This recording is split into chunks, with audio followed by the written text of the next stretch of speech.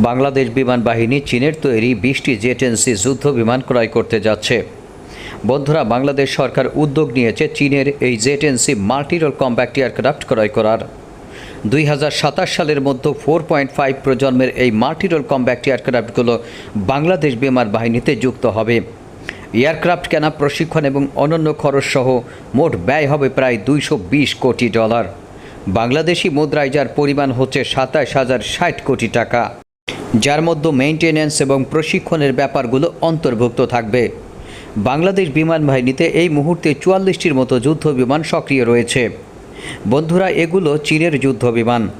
F7BG ধরনের এই যুদ্ধ বিমানগুলো মূলত বাংলাদেশ বিমান বাহিনীর চাহিদা পূরণে যুগের সাথে তাল মিলিয়ে সক্ষম নয়। তাই বাংলাদেশ পরবর্তীতে 8টি MiG-29 যুদ্ধ বিমান ক্রয় করে রাশিয়ার কাছ থেকে। পরবর্তীতে বিভিন্ন সময়ে উদ্যোগ নেওয়া হয়েছে ডাবল ইঞ্জিন বিশিষ্ট মাল্টিরোল কম্প্যাক্ট এয়ারক্রাফট ক্রয় করার। বন্ধুরা, অনেক সময় সিঙ্গেল ইঞ্জিনের বিশিষ্ট যুদ্ধ বিমানের প্রতিও নজর দেওয়া হয়েছিল, কিন্তু বিভিন্ন জটিল ভৌগোলিক ভূরাজনৈতিক অবস্থানগত সিস্টেমের কারণে, আন্তর্জাতিক পরাশক্তিদের দ্বন্দ্বের কারণে বাংলাদেশ একটি খাদে পড়ে যায় যুদ্ধ বিমান ক্রয় করার ক্ষেত্রে। পরবর্তীতে কোভিড-19 এবং অর্থনৈতিক বিপর্যয়ের কারণে এত বড় ধরনের কেনাকাটা আর করেনি। পার্শ্ববর্তী দেশের ভৌগোলিক চাপও ছিল, অর্থাৎ তারা কখনোই চায়নি যে বিমান বাহিনীর শক্তি হিসেবে বাংলাদেশ একটি যথাযথ অবস্থান দখল করুক, আর এ কারণে যে কোনো চুক্তির ক্ষেত্রে তারা ভেটো দিয়েছে। বন্ধুরা, স্বাধীন সার্বভৌম দেশ হিসেবে বাংলাদেশ সেগুলো পাত্তা না দিলেও পারত, কিন্তু এমন ভূরাজনৈতিক চাপ এবং গত সরকারের এ বিষয়ে অত্যন্ত নতজানু মনোভাবই বাংলাদেশ বিমান বাহিনীর এই উন্নয়নকে বাধাগ্রস্ত করেছে। বিভিন্ন সময় উদ্যোগ নিয়ে থেমে গেছে শুরুতেই। বন্ধুরা, সেই ব্যাপারগুলো আসলে আরেকটি ভিডিওর মাধ্যমে হয়তো আমরা বলতে পারবো, কিন্তু চরম বাস্তবতায় এখানে উদ্যোগের কাছাকাছি চলে যাওয়ার পরও স্থমিত হয়ে গেছে। রাশিয়ার কাছ থেকে Su-30 ক্রয়ের একেবারে কাছাকাছি চলে গিয়েছিল সরকার। সেখানে 12 থেকে 16টি এই ধরনের যুদ্ধ বিমান ক্রয় করার সিদ্ধান্ত নিয়েছিল। প্রকৃতপক্ষে রাশিয়ার কাছ থেকে 4++ প্রজন্মের এই Su-35 যুদ্ধ বিমানগুলো ক্রয় করার প্রাথমিক এজেন্ডা হিসেবেই বাংলাদেশ 16টির মতো Yak-130 বন্ধুরা অ্যাটাক কাম ট্রেনার এয়ারক্রাফট ক্রয় করেছিল, যদিও তার 3টি ইতিমধ্যে ধ্বংস হয়ে গেছে। বন্ধুরা, এখন রয়েছে 13টি। এই Yak-130 এটি ক্রয় করা হয়েছিল Su-35-এর পূর্ব একটি প্রশিক্ষণ ভিত্তি হিসেবে, কিন্তু বিভিন্ন জটিলতার কারণে এবং রাশিয়া ইউক্রেন যুদ্ধের ফলে আমেরিকা কর্তৃক রাশিয়ার সমরাষ্ট্রের উপরে নিষেধাজ্ঞা প্রয়োগের কারণে বাংলাদেশ এটি পরবর্তীতে ক্রয় করতে পারেনি। এরপরে আসে ফ্রান্সের ডসল্ট রাফালে যুদ্ধ বিমান। এটির ক্ষেত্রেও বাংলাদেশ ইতিবাচক মনোভাব দেখিয়েছিল, তবে অজানা কারণে পরবর্তীতে থমকে যায়। ডসল্ট ছিল বাংলাদেশ বিমান বাহিনীর জন্য একটি গেম চেঞ্জার, অর্থাৎ ডসল্টের সর্বশেষ ভার্সনটি ডসাল্ট FR-4, অর্থাৎ এই 4 ভার্সনটি বাংলাদেশকে গ্রহণ করার জন্য প্রস্তাব দিয়েছিল ফ্রান্স।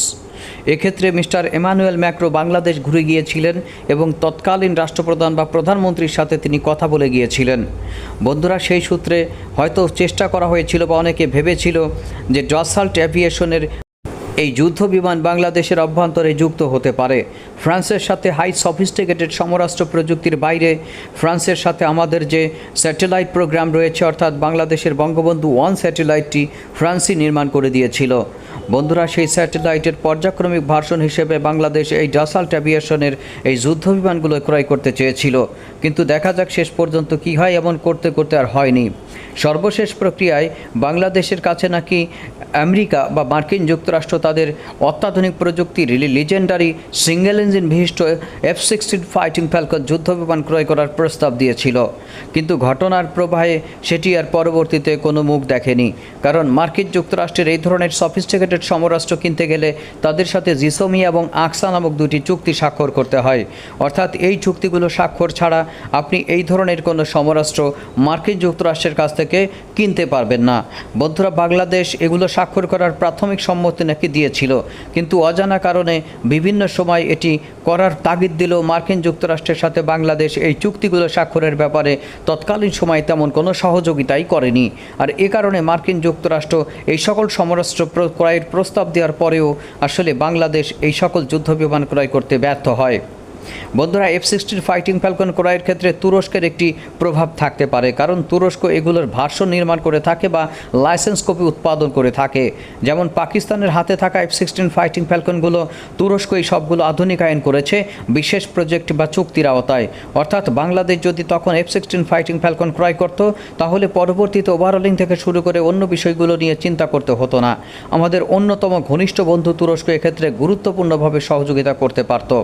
আকাশ প্রতিরক্ষা ব্যবস্থা থেকে শুরু করে বিভিন্ন সামরিক সমরাস্ত্রের ক্ষেত্রে বাংলাদেশ বিমান বাহিনী, বাংলাদেশ সেনাবাহিনী এবং কৌশলগতভাবে বাংলাদেশের যে অরক্ষিত আকাশ সীমা সেটিকে দ্রুততম সময়ের মতো পুট আপ করার জন্য ভারত এবং মায়ানমারের হুমকি মোকাবেলায় বর্তমান সরকার দ্রুততম সময়ের মধ্যে সিদ্ধান্ত গ্রহণের একটি সম্ভাবনা দেখা দেয়।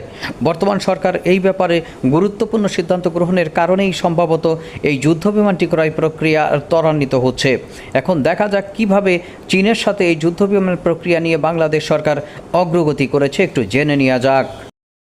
2 অর্থবছর মিলিয়ে বাংলাদেশ সম্ভবত তার এই যুদ্ধ বিমানগুলো বাংলাদেশে আনার প্রক্রিয়া সম্পন্ন করবে। এটি দুইটিভাবে হতে পারে, সরাসরি ক্রয় অথবা গভর্নমেন্ট টু গভর্নমেন্ট ভিত্তিতে। বাংলাদেশকে এই যুদ্ধ বিমানের মূল্য 10 বছরে পরিশোধ করতে হবে। জেটেন-সি জঙ্গি বিমানগুলো মূলত চীনের বিমান বাহিনী ব্যবহার করে থাকে। এগুলো জেটেন-এ থেকে পরবর্তীতে উন্নত সংস্করণ জেটেন-সি হিসেবে আত্মপ্রকাশ করে। বন্ধুরা, ভারত পাকিস্তান যুদ্ধের সময় পাকিস্তান নাকি ফ্রান্সের তৈরি ডাসাল্ট অ্যাভিয়েশনের একাধিক যুদ্ধ বিমান এটি দিয়ে ধ্বংস করে দিয়েছে। বন্ধুরা, এটি নিয়ে পরবর্তীতে বিশ্বজুড়ে অনেক তোলপাড় শুরু হয়।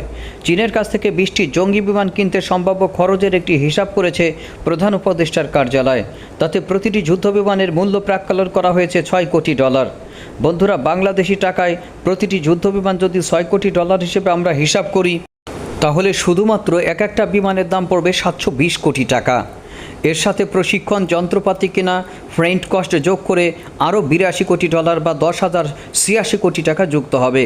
এর সঙ্গে বিমা, ভ্যাট, এজেন্সি কমিশন, পূর্তকাজ সহ খরচ যোগ করলে মোট ব্যয় দাঁড়াবে $2.2 বিলিয়ন, যা বাংলাদেশি টাকায় কনভার্ট করলে 27,060 কোটি টাকা আসবে। আর তখন একটা বিমানের টোটাল খরচ বা মোট ব্যয় দাঁড়াবে 1,320 কোটি টাকা। অর্থাৎ একটা বিমানের সামগ্রিক মূল্য দাঁড়াচ্ছে 1,320 কোটি টাকা। বুঝতে পেরেছেন কাহিনী কোথায়? বন্ধুরা, যুদ্ধ বিমানের মূল্য এমনই, তবে সামগ্রিক হিসাবে জেটেন-সির পারফরমেন্স বিচারে এটি একটি কম যুদ্ধমূল্যের বিমানই বলা যেতে পারে। আমি যদি অন্য দিকে তাকাই, দেখা যাবে কিছু কিছু ক্ষেত্রে F-16 ফাইটিং ফ্যালকনের একটা যুদ্ধ বিমানের মূল্য অনেক ক্ষেত্রে বাংলাদেশি টাকায় 3-4 হাজার কোটি টাকায় গিয়ে ঠেকে।